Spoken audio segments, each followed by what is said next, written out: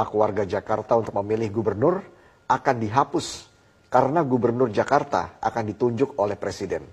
Siapa dalang penghapusan Pilgub Jakarta?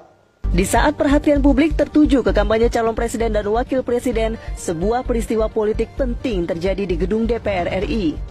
Hari Selasa, sidang paripurna DPR mengesahkan rancangan Undang-Undang Daerah Khusus Jakarta sebagai RUU inisiatif DPR. Selanjutnya, RUU DKJ yang berisi 12 bab dan 72 pasal akan dibahas dengan pemerintah sebelum disahkan menjadi undang-undang. Rancangan Undang-Undang DKJ sekaligus mencabut status ibu kota negara dari Jakarta karena ibu kota negara dipindah ke IKN Nusantara. Dengan status daerah khusus, Jakarta memiliki sejumlah kekhususan. Namun yang paling kontroversial dari RUU DKJ adalah dihapusnya pemilihan gubernur melalui pilkada langsung. Nantinya gubernur dan wakil gubernur ditunjuk langsung oleh presiden. Meski disahkan sebagai RUU inisiatif DPR, nyatanya tidak semua fraksi menyetujuinya. Di antaranya fraksi Partai Nasdem yang akan memperjuangkan tetap ada pemilihan gubernur Jakarta dalam pembahasan nanti. Sejumlah elemen masyarakat sipil juga langsung menolak pasal kontroversial tersebut. Salah satunya adalah Perkumpulan untuk Pemilu dan Demokrasi Perludem. Perludem menilai pasal itu merampas hak demokrasi warga Jakarta sekaligus melanggar Undang-Undang Dasar. Pertama, RUU itu inisiatif DPR ya. Kita tahu bahwa DPR sudah menetapkan di dalam rapat paripurna ya, sidang paripurna kemarin.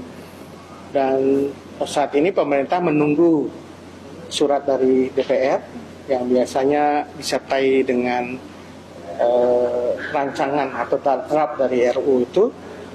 Dan langkah berikutnya setelah menerima itu, Presiden akan menunjuk menteri, sejumlah menteri untuk membahas dan membuat rancangan DRIM, daftar inventarisasi masalah dari draft RUU itu.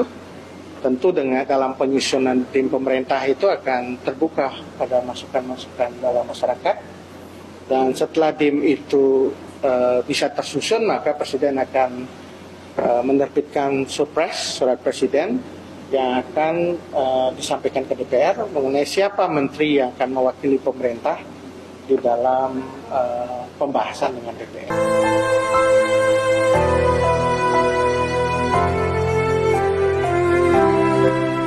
Pilgub DKI dihapus. Gubernur akan ditunjuk langsung oleh presiden. Menurut berita tadi, dalangnya adalah DPR. Saya nggak percaya sama sekali.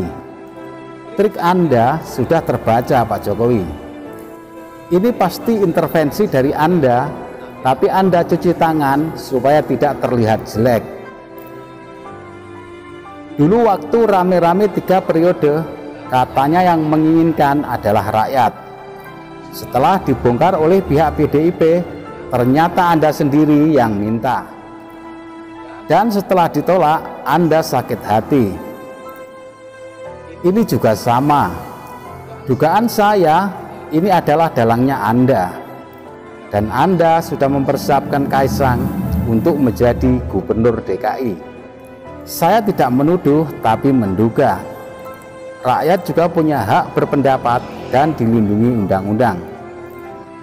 Yang membuat saya benar-benar heran itu, kenapa sih kok gila bener sama jabatan? Kalau memang jalannya sesuai prosedur, itu sah-sah saja. Tapi kalau menghalalkan segala cara, karena Anda presiden, ini yang membuat rakyat muak. Dengan adanya nepotisme seperti ini, berarti sama saja Anda menutup peluang bagi mereka yang berprestasi dan meniti karir dari bawah. Ujung-ujungnya rakyat juga yang jadi korban. Ingat umur dong Pak, paling juga nggak sampai 80 dipanggil. Mau bawa apa sih kalau mati?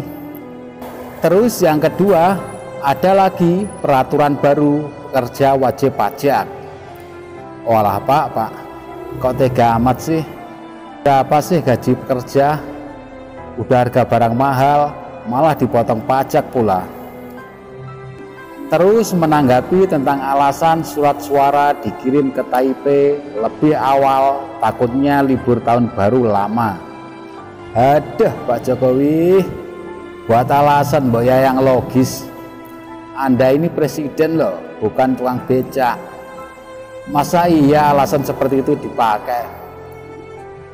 Lah Anda intervensi MK, KPU, Polri, TNI aja bisa, masa iya kantor pos tidak bisa diintervensi? Jangan-jangan ini alasan untuk menutupi kecurangan ya? Saya cuma menduga loh, bukan menuduh. Terus lagian, ini kan persoalan KPU. Kenapa malah Anda yang mengklarifikasi? Bikin suhujan aja, Pak. PBB stimulusnya 80%, semakin tinggi naiknya, semakin tinggi stimulusnya. Kalau stimulusnya nggak cukup, bisa pengajuan pengurangan lagi dulu. Menyesuaikan semua, menyesuaikan semua. Besaran stimulus yang paling besar 80%. Dari PDIP, dari PKS kan tidak setuju tentang PBB itu, Pak. Minta untuk direvisi itu gimana ini? Silakan jika ingin berdiskusi, tapi sekali lagi stimulus itu dipelajari, sudah ditonjol di kenaikannya itu. Silakan nanti dari fraksi kemarin Pak Kasno kan juga sudah berkomentar toh, kalau ingin berdiskusi silakan.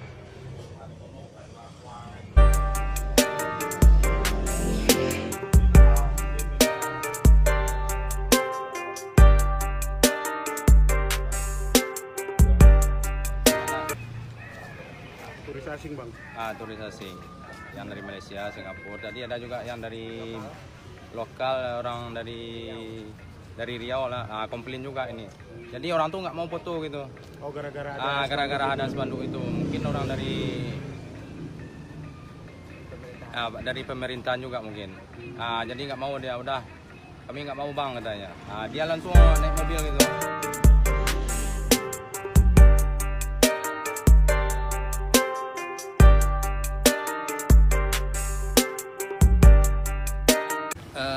Tadi saya dapat laporan dari teman-teman media juga mengkonfirmasi bahwasanya ada baliho yang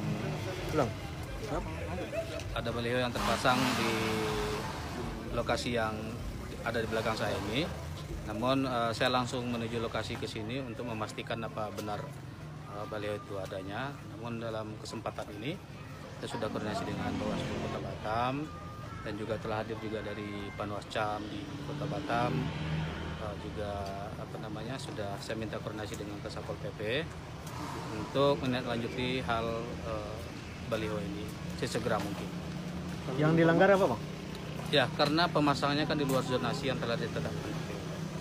Karena zonasi itu sudah ditetapkan, di area zonasi itu yang bisa dipasang oleh para peserta untuk kontestan 2024. Kedua, ini kan area publik ya.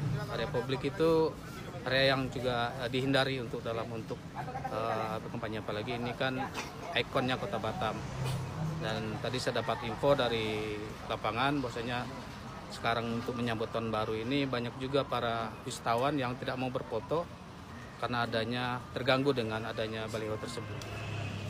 Saya ada bertanya kepada pedagang di sini, katanya ini sudah 2 hari. Yang hari pertama kemarin itu spanduknya Ibu Marlin, tapi sudah diturunkan.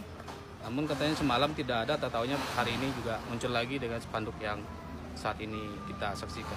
Kita lagi ini ngumpulin teman-teman Panwascam untuk menindaklanjuti langkah apa yang harus kita ambil.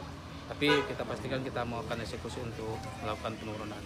Ya, kita sudah tadi saya dapat info dari Bawaslu Kota Batam sudah koordinasi dengan tim pemenangan daerah TKD ya. TKD-nya kontestan ini supaya untuk menurunkan secara mandiri, tapi jika tidak diindahkan kita juga akan nanti koordinasi dan mengambil sikap-sikap.